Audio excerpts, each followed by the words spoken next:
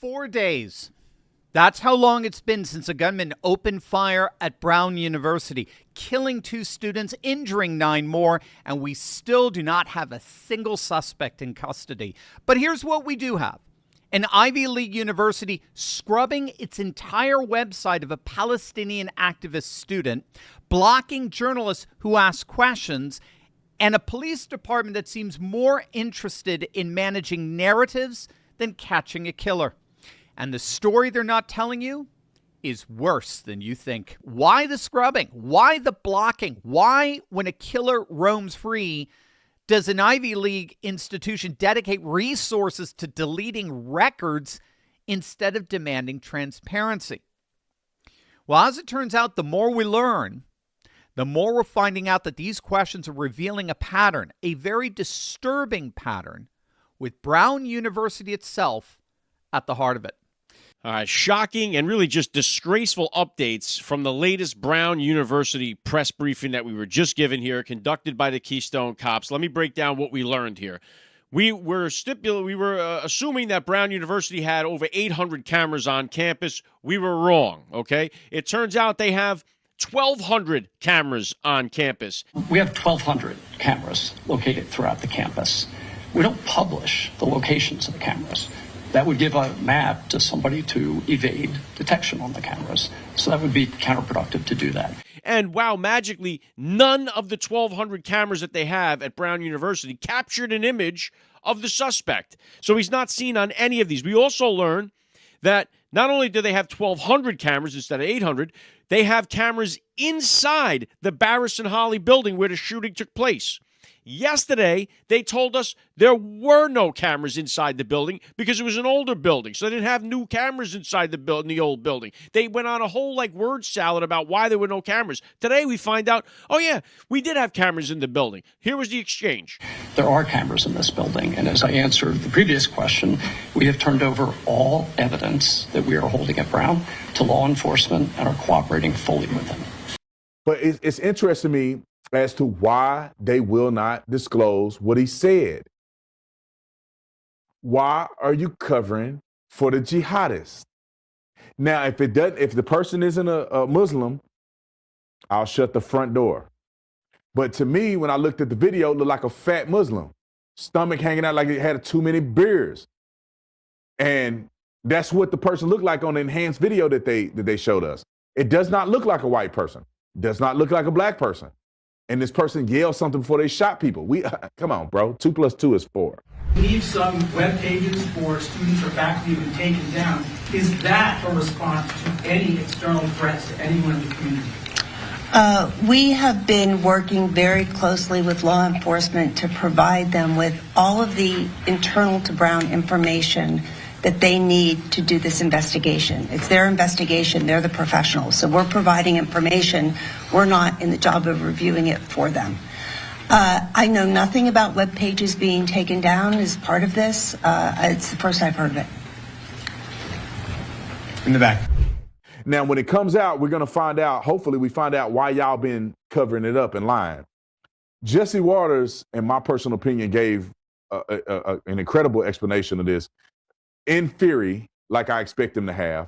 And I thought that he was on point. So roll the clip. That was a disaster. I mean, they got the guy's height, they got his weight, and they go, well, you want to update the country on what this guy's ID looks like? And they go, we'll put it on the website. Right. You have millions of people watching the press conference live, and you don't want to tell anybody? You say, oh, I'll put it out on a website? Come on. Is the guy 220? Is he Caucasian? What? They didn't even do it. And then they get the timeline wrong, like Dana said.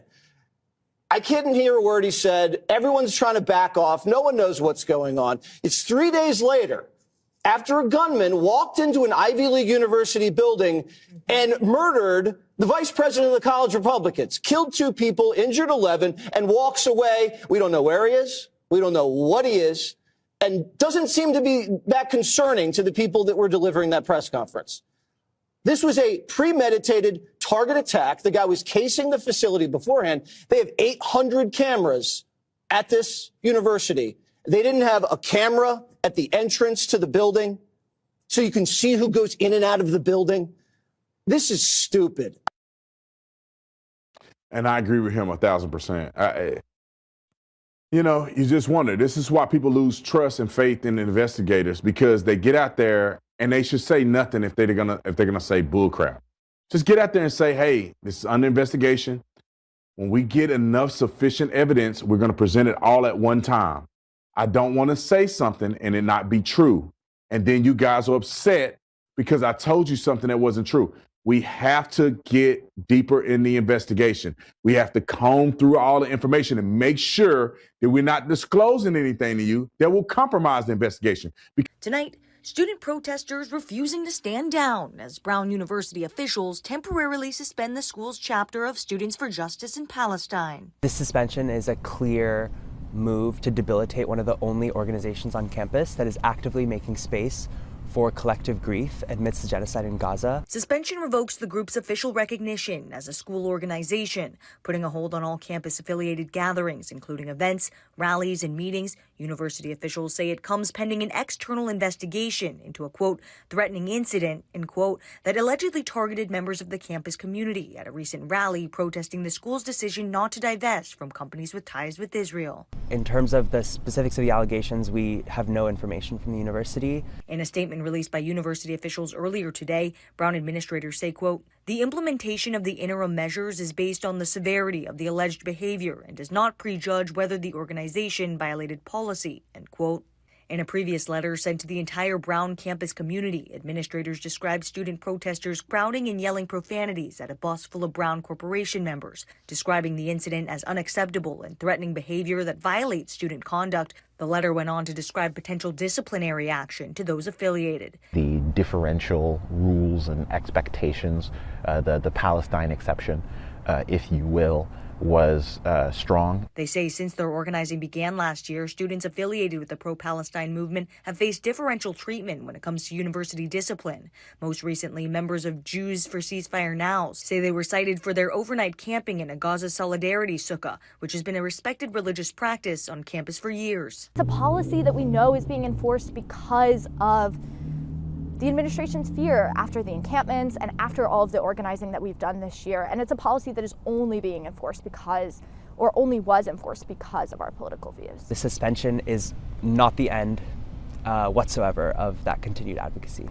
Thanks for watching. Stay updated about breaking news and top stories on the NBC News app or follow us on social media. Because we want justice for the victims.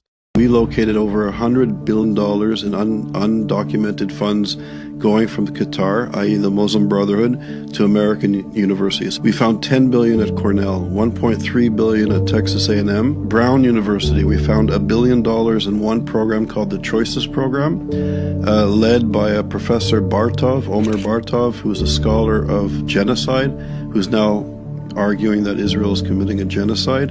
Interestingly enough, he's running this project that got $1 billion from the Qataris, and they're creating curriculum for over 8,000 schools across the country, erasing minorities from the Middle East, erasing Jewish presence from the Middle East, erasing Christian presence from the Middle East, and inculcating children across the United States in this anti-Semitic, anti-Christian, anti-democratic curriculum. So here you have a regime swimming in money that is committed to the Muslim Brotherhood ideology, which seeks to replace democracy, to destroy democracy. And Islam is a spiritual oath to the Muslim Brotherhood.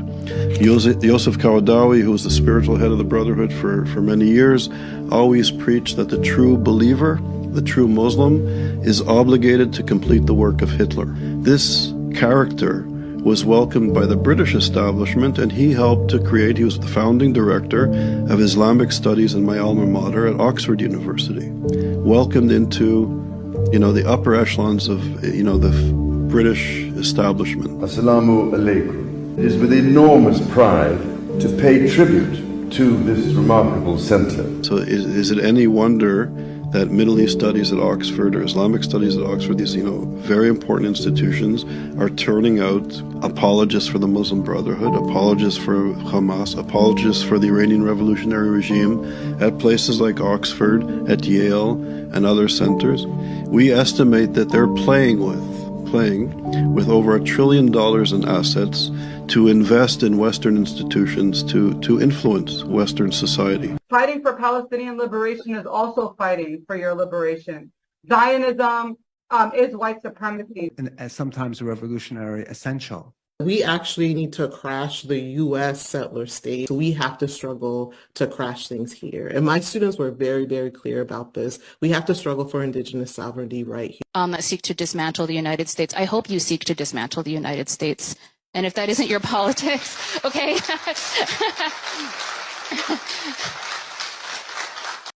And Qatar, which is actively involved in terrorism. And you should know this, by the way. You wonder why American students, Christians, conservatives have turned against Israel? I'll tell you why. It's because for the last 2 years, it's documented, Qatar has spent over $200 billion in America targeting your kids and targeting you. They spent it on American newsrooms, on influencers, and in academic institutions. So all those riots at Columbia University paid for courtesy of Qatar. Not just Soros, Qatar. Okay, so why is American policy that we're going to allow that? Why is it that 2 weeks ago, President Trump announced an executive order that we, the United States, are going to give a NATO-type guarantee to Qatar? Anybody who attacks Qatar, America is going to defend Qatar. In what universe? Why? This just came out. Just this week it came out. I love Pete Hegseth. I went to church with him since he was in high school. Beautiful believer. But he had a meeting where he was with, I think, his counterpart from Qatar, saying that now we are going to host Qatari F-15s in Boise, Idaho, on an American airbase. So why are we rewarding the chief funder of terrorism, the nation that has housed and hosted Hamas and the Muslim Brotherhood, a radical terrorist organization? Right. Why are we rewarding them? I'm starting because you're in my country, so I want to welcome you, Mr. President. And as soon as I found out that he's coming to refuel, I said, I'm not going to allow him to take off unless I come and say hello to him. So thank you very much, Mr. President, and it's always great to see you. Well, the Emir is one of the great rulers of the world, not just the Middle East. He's beloved and respected by his country. I don't know what's more important, being beloved or respected? Both. You have a preference? Because you have both. You're one of the few. And the Prime Minister has been my friend and a friend to the world. And we've done a lot together in the last, especially in the last year. What we've done is incredible. Peace to the Middle East. And they were a very big factor in it. So I just want to thank you. I was thinking, we're landing here, we're going to fuel up, and it's such an honor to have you on the plane. I know you don't do this often. No. Never, first time. I don't think he's ever done this, actually.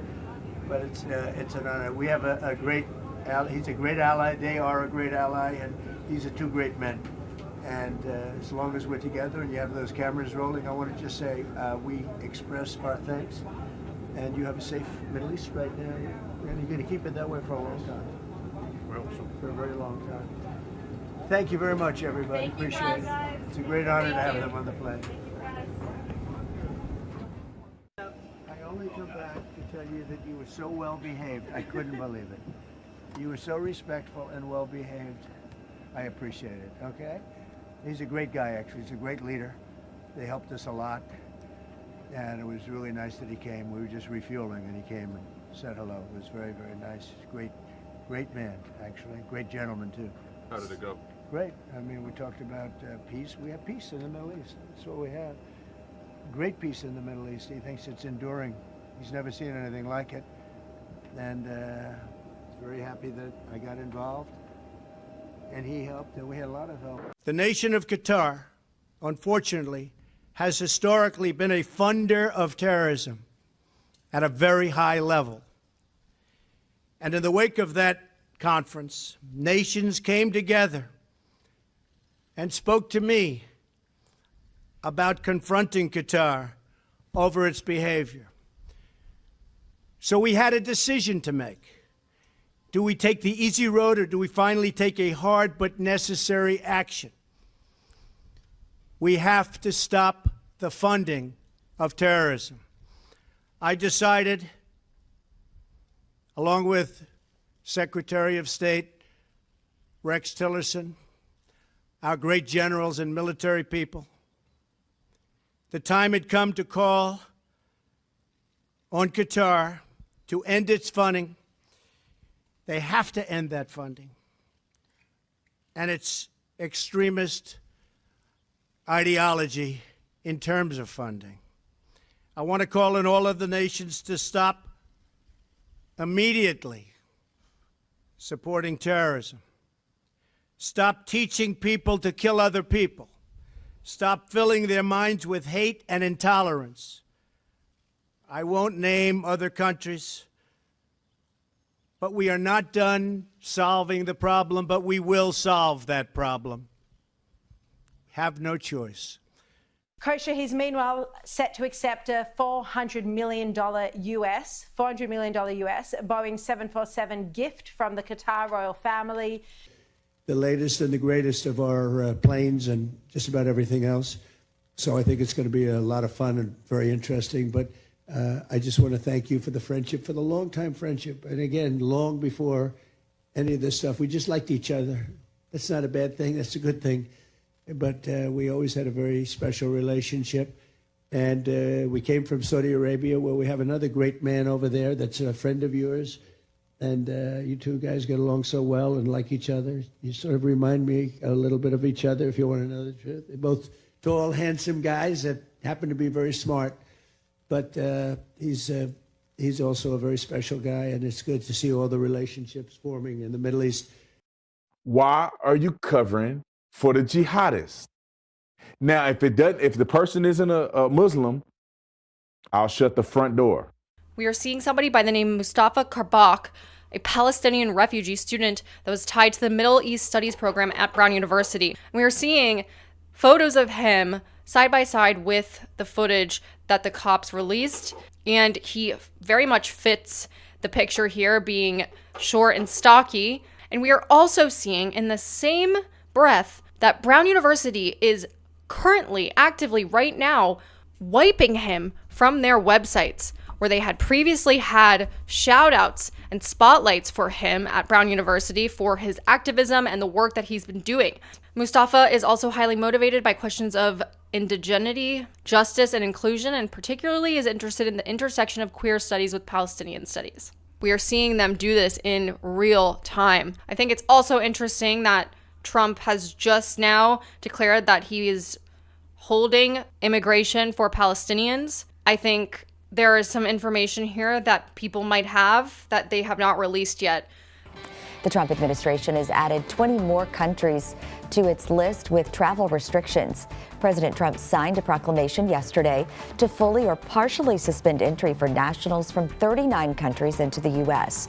The previous list included 19 countries.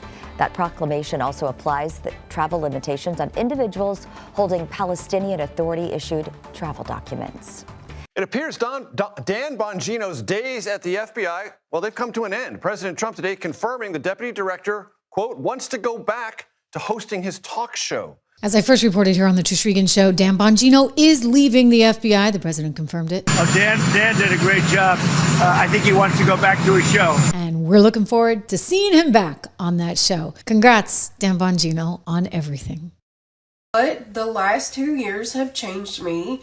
And honestly, I don't think that I can call myself a Christian anymore. I've been considering converting to Islam for 2 years. You want to know the biggest difference that I've noticed between Christianity and Islam? One is based off of love.